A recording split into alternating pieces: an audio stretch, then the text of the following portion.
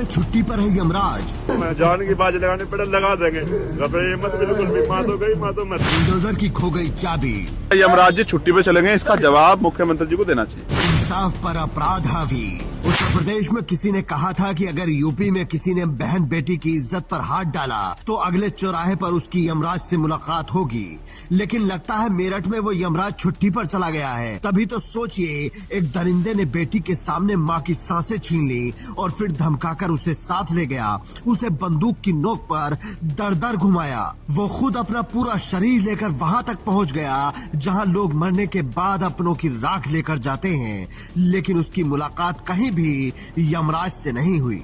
न ही मेरठ में बुलडोजर पहुंचा। सोचिए, कुछ वक्त पहले बीजेपी नेता संगीत सोम बुलडोजर लेकर पहुंच गए थे और वीडियो बनाकर बता रहे थे कि रात रात में घर गिरवा दिया, लेकिन यहाँ उनके बुलडोजर की शायद चाबी खो गई है। मुख्यमंत्री ने कहा असेंबली में बोलते हुए, ये सुना होगा इन्होंने मेरठ वालों ने, कि अगर बेटी का कोई अपमान करेगा तो हर चौराहे पे खड़ा यमराज, इधर सांसद जी, और यमराज जो है उसे कहीं और पहुंचा देगा। लेकिन यहाँ यमराज 52 घंटे सो रहा था या छुट्टी पे है।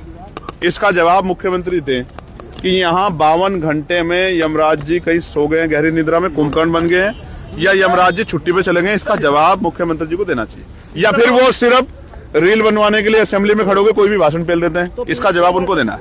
लेकिन सवाल इतना भर नहीं है कि मेरठ में अभी तक यमराज क्यों नहीं पहुंचे हैं। सवाल तो ये भी है कि अभी तक बुलडोजर क्या कर रहा है। अगर यही कांड किसी और ने किया होता तो क्या उसका घर सलामत रहता, लेकिन आरोपी का घर भी सलामत है और उसके पक्ष में काफी संख्या में लोग खड़े हो रहे हैं। इसके अलावा एक नया नैरेटिव गढ़ने की भी कोशिश हो रही है कि लड़की और लड़के का प्रेम प्रसंग था और लड़की ने ही अपनी माँ पर हमला किया था। लेकिन दूसरी तरफ संगीत सोम पर परिवार को धमकाने के आरोप लग रहे हैं। आराम से बैठ के बात करो।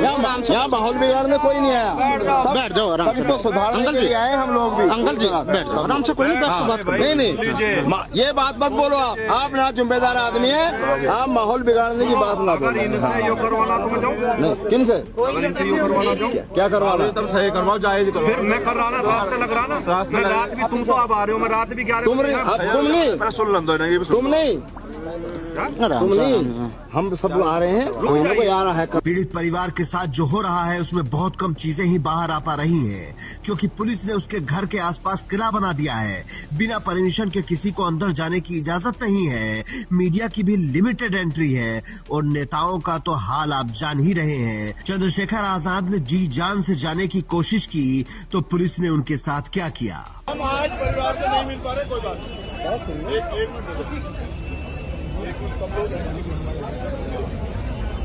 हम परिवार से नहीं मिल पा रहे, कोई बात नहीं। हम परिवार के लिए न्याय चाहते हैं। मैं आपसे आग्रह कर रहा हूँ।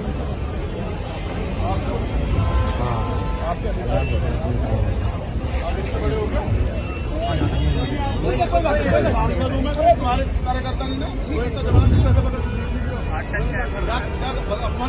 माहौल खराब कर रहा है। कोई बात मैं आपसे आग्रह कर रहा हूँ, पीछे हट जाओ।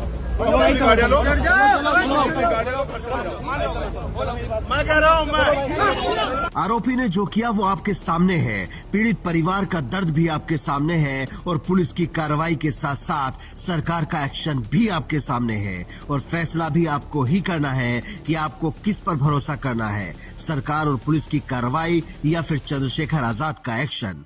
कमेंट बॉक्स में जवाब जरूर दें। Bureau report, Indian news.